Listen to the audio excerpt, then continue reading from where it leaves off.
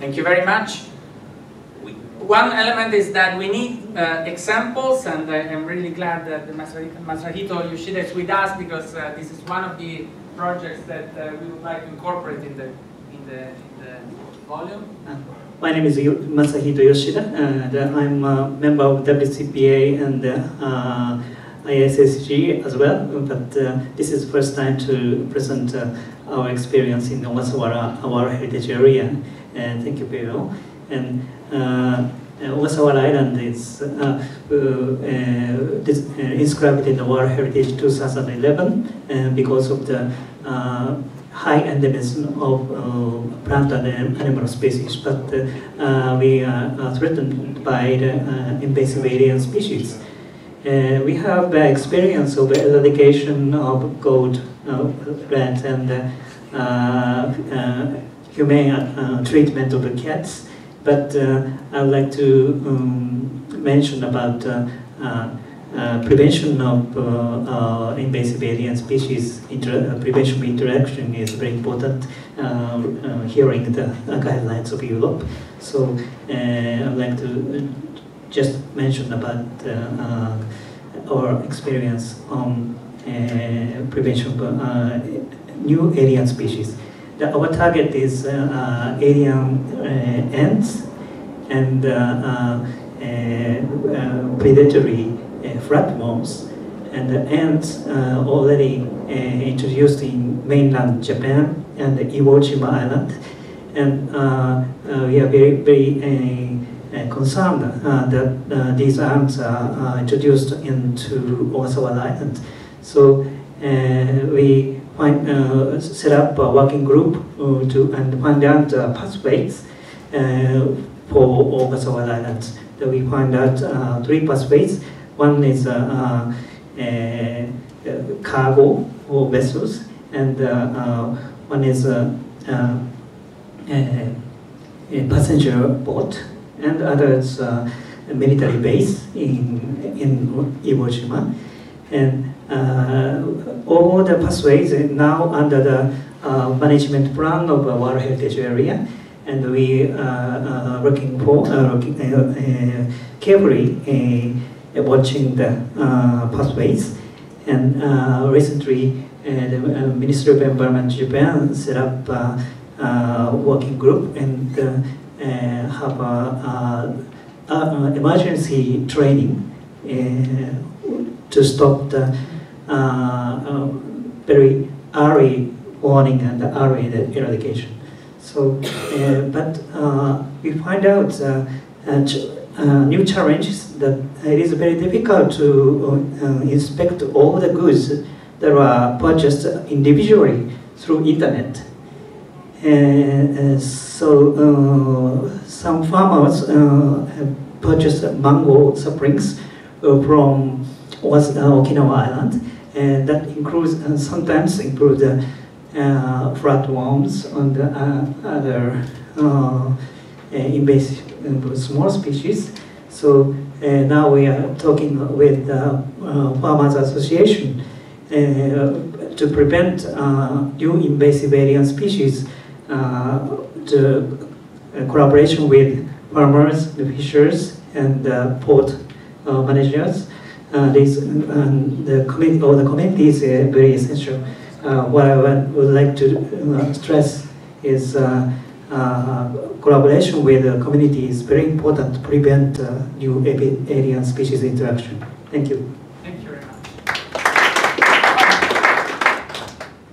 My report, Maya has been leading the previous assessment on this issue that has been brought to the previous World Park Congress. Thanks, Piero. First of all, I'd like to thank you and all the speakers for a very interesting bunch of sessions on it. But what I wanted to bring up as well is there also is a larger picture here, and what that the New Zealand government is very keen on, and that is increasing the synergies in the implementation of the different international conventions that have to do with the environment. And what definitely comes to mind here is this is done in the context of the CBD, and Braulio has already identified ways to feed back into the CBD, which is great. But also next year in June is the Ramsar COP in Uruguay, and in July is the World Heritage Committee COP in Bonn. And those are places, because we know that invasives are an issue there, we should make sure that these conventions also know that this materials and this knowledge is available, and that they're very welcome to go and use it. And it also so happens that the New Zealand government loves trying to do things that will work on this synergy between conventions. The Department of Conservation is the lead agency for both World Heritage Convention and Ramsar, and I'm the focal point for both, so I'm certainly willing to help with that. Thank you very much, and this is a key point, trying to cover all the different levels of designation, but not only, because we focus on areas that are key for biodiversity, and it's always a challenge for us to keep track of all the different processes, so thank you for your help in helping us stay in contact with the different conventions. Sorry. I think it's a great idea that this is going to be done, the development of the guidelines. I think one thing we need to think of as a community working with people, say for example we work in the Pacific, is how to take the guidelines to people, to show them how to use them, so that, because this is an issue. We can produce a lot of guidelines, and I know, but how can we get them to the people on the ground for use? No, indeed, this is a key challenge, and I really don't think that these kind of guidelines can arrive to detail that really help people in every single project. They can provide a context, and they can provide perhaps a better access to information that are already available, because we don't need to reinvent the wheel. There are many best practice tools that have been developed, for example in the Pacific, and we should just help people accessing this information and putting this information, these guidelines, in a broader context. I think we still lack something focused on protected areas. Strangely to me, protected areas haven't really developed much coordinated work on invasive species. They do work on invasive species, they do consider this as a priority, but we have more tools for biosecurity agency, for single species plants than we have for protected areas. But again, that is an important challenge, and I'm sure we will stay in contact with you to see how to structure the work so that it really helps people and organizations that do capacity building and support to local implementation. Sorry. Well, congratulations. This project seems to be really important for us, and I'm not sure if I understand well, but I feel the lack of something approaching the law. What are the best practices in terms of law enforcement, in terms of new roles on how to deal with this? Because I guess we have a lot of experience on hands-on control, and in Brazil the worst problem we have right now to control is the law. Because so maybe we could create some E10, or maybe it is there already and I didn't see. No, it's just a suggestion. No, it's because I'm a lawyer. I'm a forestry engineer and lawyer, and it is quite important to have this. No, I must say, one of the products that I worked in my career has been a European strategy on invasive species, and I worked with a lawyer. I learned a lot, so I fully respect the importance of the issue. I think that there are two levels probably in what you mean. One is the design of laws and legislation, the regulatory approach within protected areas, because I mean, for example, in the European context, within the protected areas, we have a lot of activities going on, and the protected areas have a very important regulatory role. The other point is law enforcement, because I come from Italy, so I think we share some problems in law enforcement in some areas of my country, and that is another point. So these are important suggestions that we will try to incorporate. We also want to focus on the voluntary approach. So I think it's important to balance, and this is a message that came out, I think, from many of the presentations today, that the regulatory approach is important, but that you need the support of the local communities. But again, we shouldn't go too much on one extreme and miss the importance of a proper regulatory approach by protected areas. Thanks, Mario. I represent a political party in New South Wales called the Shooters and Fishers Party. One of the issues that we have in Australia is an abundance, an absolute abundance of invasive species in all of our protected areas. From cats to foxes to rabbits to you name it, we've got it. One of the issues that I didn't hear come across today, maybe I missed it, was that invasive species do have some potential benefits. And I think this is an important consideration to look at, not just the environmental impacts, but also the social and the economic impacts, because there can be benefits to invasive species as well. And there needs to be a balance of each of these factors. No, this is definitely an important element, and I think when we mention the priority setting, in many political discussions, priority settings means balancing benefits and risks. And of course, you know, just to make an example, in the European context, the benefits have been perceived like the mink farming industry has been very loud in the discussion of the legislation. So sometimes the two priorities are not necessarily compatible, but it's clear that we have to sit around the same table, because otherwise, again, we don't come up to the possibility to really enforce what we want. So I think that the beneficial elements for the local communities are very important too, and they need to be considered. I think for South Africa, for example, there was the example of pines. Was it for New Zealand? In South Africa, in some areas, pines are the only tree that can be used by many communities. So there are pressures to remove the pines, but also pressure to plant and keep the pines. And of course, it's important to keep in mind that the society has different perceptions and priorities. Olivier. Thank you.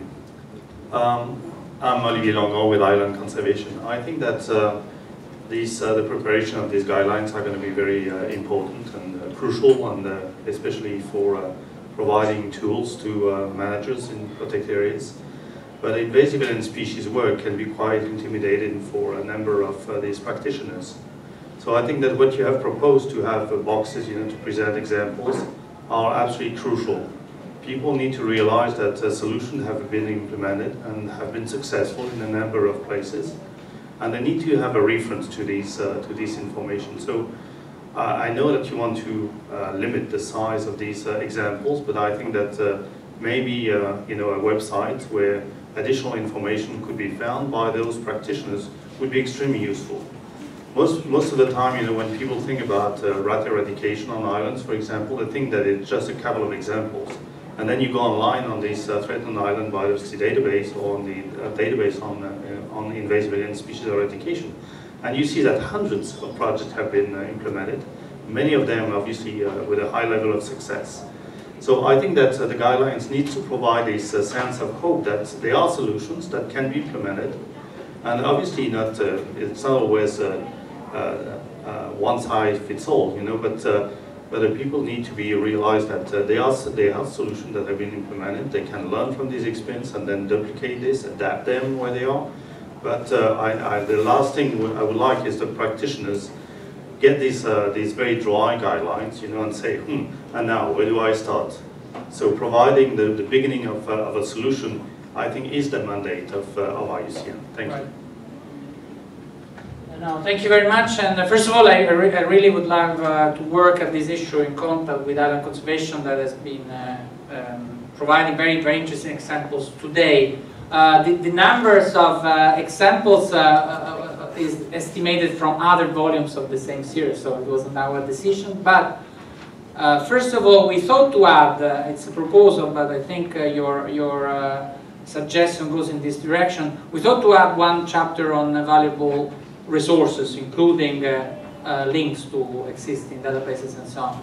And another idea that I discussed with Kathy McKinnon, when I said, listen, we are probably going to have many more examples that we can put into the volume. She said, why don't we think of making a live website to support the volume, so to keep it alive in the future, providing not only data but also, again, case studies. So we could enrich it and keep it alive in a web form. This is just a rough idea, but it would be interesting to work jointly to see if this can be useful, and we could ask perhaps the CBD to help us, starting from a volume and making it a live resource where to post information.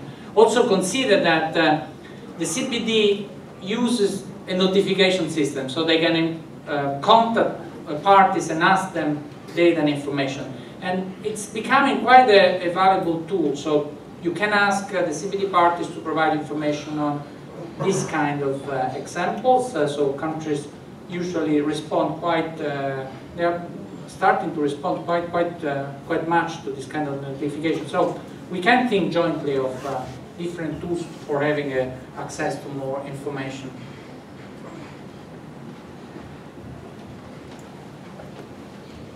Yes, thank you. I'd also add, along the lines of what you just discussed, around the global strategy for plant conservation, that also has invasive targets, and fortunately through to the work of governments and Botanic Gardens Conservation International, they do have a live website, so including for the invasive targets, so where relevant, this could also be something to contribute in the plant conservation space. Right. Now, in fact, we need, because there is a specific target, target 10 on invasive species, that calls to develop, to identify key invasives threatening plants and to develop action plans. It's an area where we should do more, I think. It's quite a lack of implementation.